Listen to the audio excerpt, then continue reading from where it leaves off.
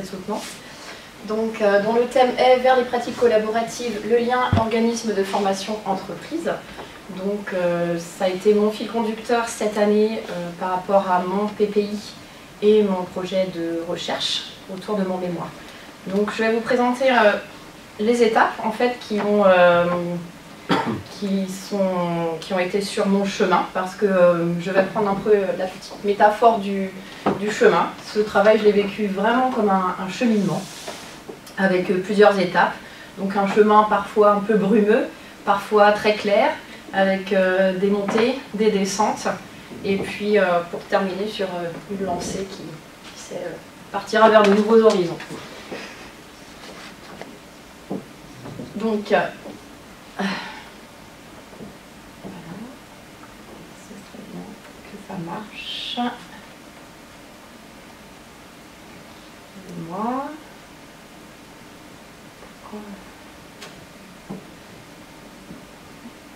Normalement, ça marche. Hein, je ne sais pas pourquoi. Voilà.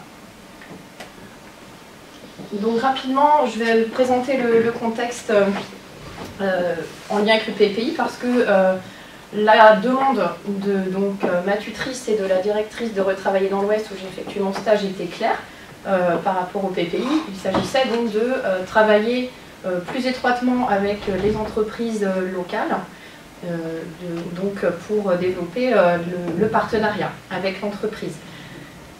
À partir de cette demande, je me suis dit, ok, bon, c'est clair, qu'est-ce que je fais avec ça maintenant, où je vais.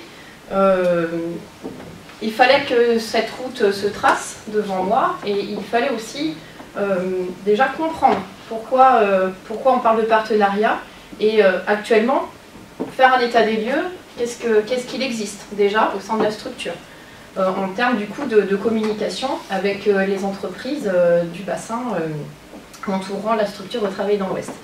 Donc j'ai fait un état des lieux par rapport à la communication. Donc déjà il y a une newsletter mensuelle qui est envoyée aux entreprises, donc un lien média, et également un lien physique, puisque Retravailler dans l'Ouest propose des formations qualifiantes avec des stages à faire pour les stagiaires. Donc la rencontre se fait aussi par ce biais-là, donc sur le lieu même des entreprises. Évidemment, on se dit que ça peut être à développer. Mon but, moi, cette année, ça a été justement d'envisager des actions pour développer ces relations partenariales. Donc ça, c'est le but final. Mais avant, il y a des étapes. Donc pourquoi le partenariat? Pour trouver aussi le sens à cette demande, je me suis penchée sur pourquoi, en fait, on parle de partenariat. Comprendre du coup les enjeux pour un organisme de formation, quel est l'intérêt en fait de développer des relations partenariales, et puis quels seraient aussi les enjeux pour le monde de l'entreprise, l'intérêt pour l'entreprise d'être en relation partenariale avec un organisme de formation. Donc j'ai mené plusieurs actions, j'ai rencontré des personnes, donc des formateurs de mon centre de formation, et puis toute l'équipe, une partie de l'équipe en place. Donc déjà, il s'agit de pérenniser les dispositifs tertiaires. Donc le dispositif tertiaire, ce sont des formations type un peu auto-formation où on travaille du coup avec l'entreprise, puisque ce sont des contrats pour les salariés des entreprises. Enfin, c'est des contrats passés avec les salariés des entreprises. Il s'agit aussi de pérenniser le dispositif, il s'agit aussi de pérenniser les jurys d'examen, parce qu'on a besoin aussi de professionnels pour les jurys d'examen. Et bien sûr, il s'agit de pouvoir être en lien pour aussi les stagiaires, trouver des stages. Par rapport moi à mes observations et mes réflexions, j'ai constaté aussi que c'est aussi stratégique, parce que pour être compétitif dans la réponse aux appels d'offres, la notion de partenariat avec l'entreprise est importante, pour être en ancrage avec le terrain. Aussi, pour un centre de formation, il est important qu'elles montrent dans la réponse aux appels d'offres qu'elles sont en lien avec les réalités du terrain, donc du monde de l'entreprise. Voilà. L'intérêt, il peut être aussi financier, parce que qui dit partenariat avec l'entreprise dit proposition de formation, et donc dit développement financier sur des ressources propres, donc sans attendre aussi des ressources financières venant uniquement des marchés publics. Enfin, j'ai aussi rencontré beaucoup de réseaux, enfin quelques réseaux professionnels, parce qu'il fallait aussi que je vois du côté des professionnels quelles pourraient être leurs attentes, quels sont leurs besoins. Et c'est là que le PPI du coup aussi s'est décidé. Avant d'entrer en relation partenariale, il faut aussi peut-être comprendre quels sont en fait les besoins des entreprises, bien sûr, pour pouvoir y répondre. Et ce qu'il en est ressorti, en tout cas moi, ce qui m'a interpellée, c'est que les personnes ont soif d'échanges, de rencontres et de liens. Travailler chacun dans son coin, aujourd'hui, ça ne peut pas forcément marcher, donc on se rend compte, moi, de ce que j'ai entendu en tout cas, que voilà, on a envie de rencontres, on a envie d'échanges, on a envie de liens. Et ça, c'est ce qui m'a aussi, moi, beaucoup interpellée et ce qui a aussi mené mon fil pour l'écriture du mémoire. Donc ma question centrale était du coup de, voilà, en fonction d'objectifs communs, comment favoriser cette relation, qu'elle soit co-construite et durable, pour qu'elle soit du coup pertinente et efficace. Donc moi je me suis dit du coup, pour créer cette relation, pour créer ce lien, il faut du coup trouver un petit peu ce qui peut relier les entreprises et le centre de formation. Donc il faut en fait trouver cette sphère commune dans laquelle on va pouvoir travailler ensemble. Donc il est ressorti 3 hypothèses par rapport à ma recherche documentaire et puis par rapport à tout ce que j'ai pu entendre et voir.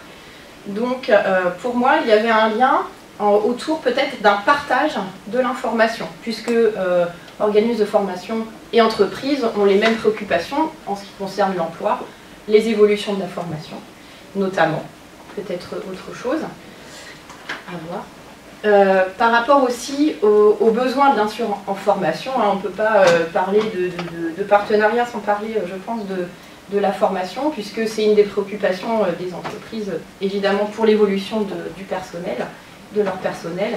Donc c'est un petit peu voir quels sont aujourd'hui les besoins en formation pour que des organismes de formation comme Retravailler dans l'Ouest puissent répondre, en lien avec leurs compétences également, bien sûr.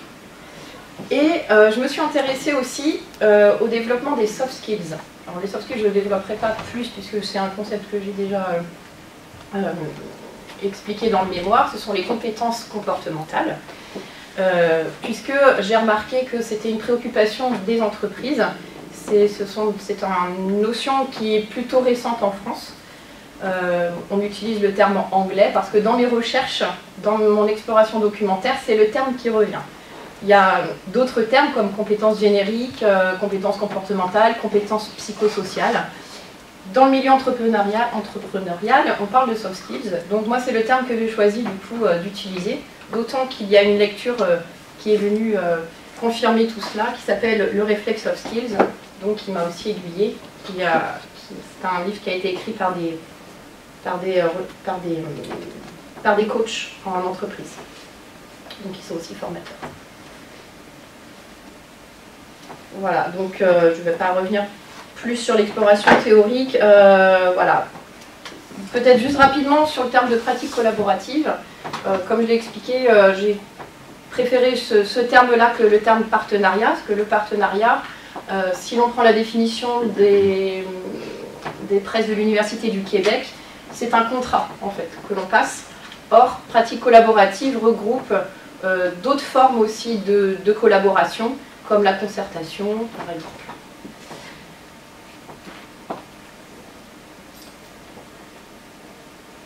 Donc pour la méthodologie, donc c'était directement la méthodologie est liée avec le PPI, puisque la demande de Retravailler dans l'Ouest, en concertation avec Joanne, ça a été de cerner, cibler les besoins des entreprises.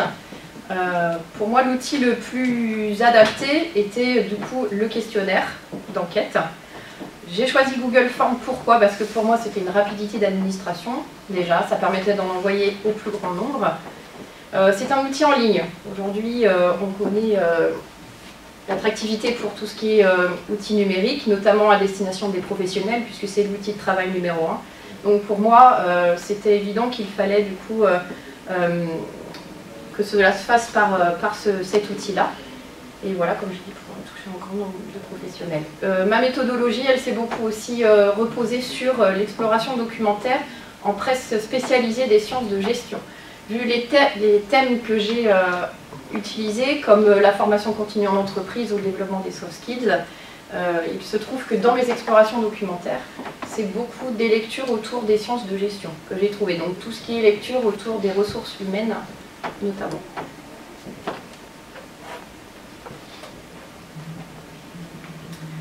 Donc par rapport à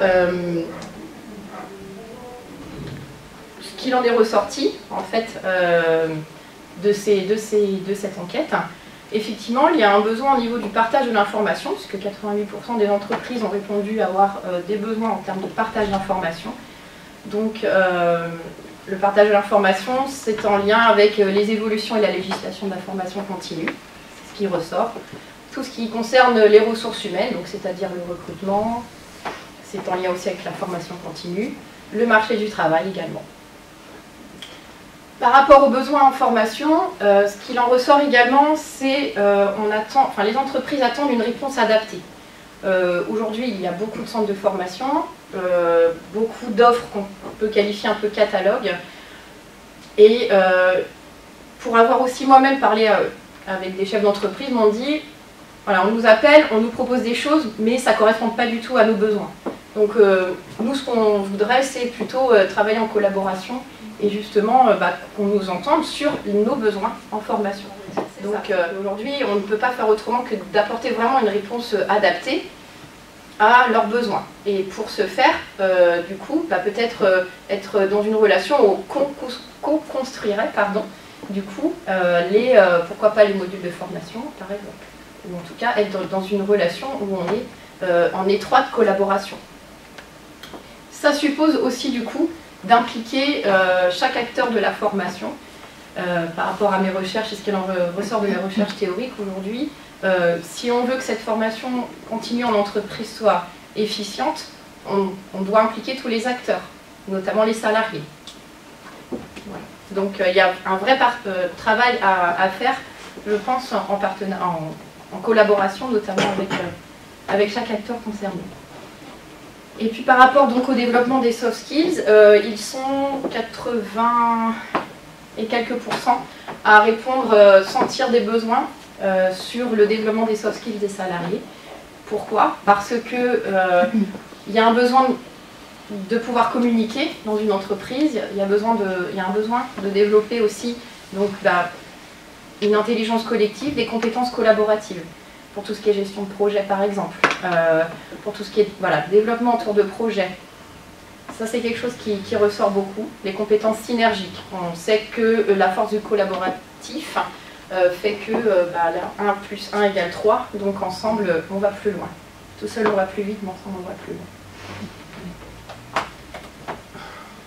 Voilà, donc mon but c'était donc d'envisager des actions par rapport à ça, être vraiment plus sur du concret, parce que d'imaginer des choses, d'analyser des choses, c'est intéressant, mais j'avais besoin aussi de concrètement quelles actions on peut proposer.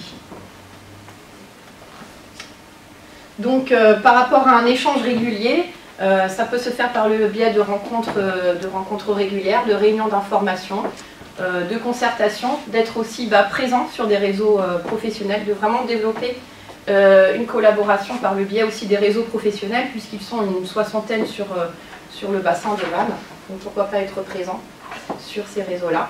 Par rapport à la co-construction, faire une réelle étude de besoins, très poussée du coup, sur les besoins en formation des entreprises. Ça peut se faire, les plateformes collaboratives sont en lien aussi avec le fait de maintenir un lien avec l'entreprise, plateforme collaborative en ligne du coup, où on peut aussi pendant la formation continue assurer aussi un lien à distance par le biais de plateformes collaboratives. Et bien sûr en ingénierie pédagogique, des contenus pourquoi pas co-construits et adaptés à ce que recherche l'entreprise. Au niveau du développement professionnel, donc en lien avec les soft skills, du coup, une ingénierie pédagogique adaptée, on peut aussi imaginer que dans les modules de formation que l'on propose, il y a aussi cette notion de développement des soft skills avec par exemple une pédagogie active, avec voilà, justement cette notion de travail ensemble, de mise en situation aussi, donc pour développer tout ce qui est compétences comportementales, bien sûr. Pour moi, c'est complètement lié au fait de pouvoir se mettre en situation et faire des simulations. Et par rapport au développement professionnel, j'ai imaginé aussi des groupes d'analyse réflexive, donc des groupes de co-développement, en fait, où on va aborder des problématiques en entreprise pour justement, c'est ce qui va favoriser aussi le travail en collaboration, l'échange et la résolution de problèmes.